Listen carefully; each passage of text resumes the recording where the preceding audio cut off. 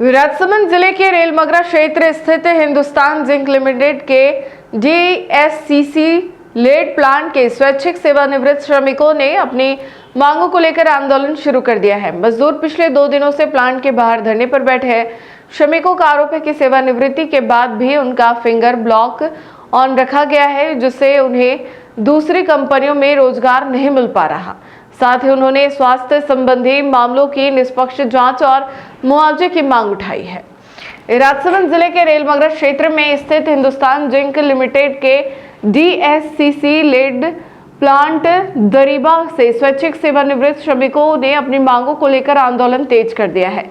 श्रमिक पिछले 2 दिनों से प्लांट के बाहर शांतिपूर्ण धरने पर बैठे हुए हैं और फिंगर ब्लॉक हटाने, स्वास्थ्य मामलों की निष्पक्ष जांच कराने तथा रोजगार के अधिकार बहाल करने की मांग कर रहे हैं।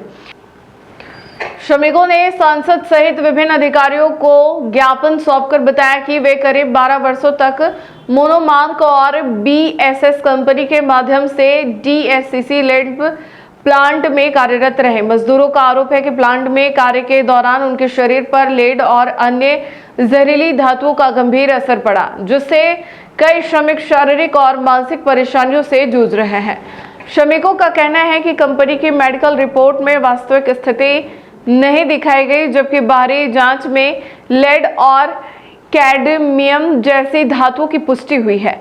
मजदूरों ने आरोप लगाया कि मुआवजे की मांग उठाने पर उन पर दबाव बनाकर वीआरएस योजना में शामिल किया गया।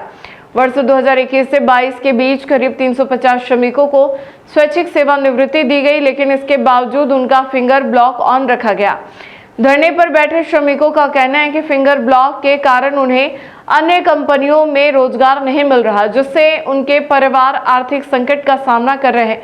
मजदूरों ने यह भी दावा किया कि कई साथियों की हालत बेहद खराब हो चुकी है और कुछ ही की मौत भी हो चुकी है।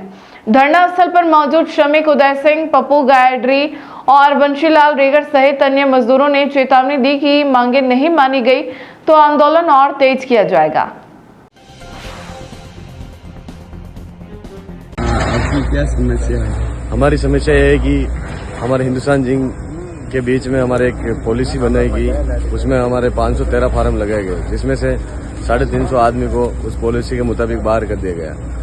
उसमें से हमारी मांग ये है कि हमारे जो फिंगर ब्लॉक कर रखे उनको बंद किया जाए, क्योंकि मैनेजमेंट, हम कल से धरना प्रदर्शन कर रहे हैं, लेकिन हमारी मैनेजमेंट कोई बात नहीं सुन रहा है। मैनेजमेंट हमारी बात नहीं सुनेगा तो हम हमारे फैमिली, बीवी बच्चों को यहाँ गेट पे लाएंगे और धरना प्रदर्शन करेंगे। हमारी मांग यही है कि हमारा फिंगर ब्लॉक करके उनको बंद किया जाए।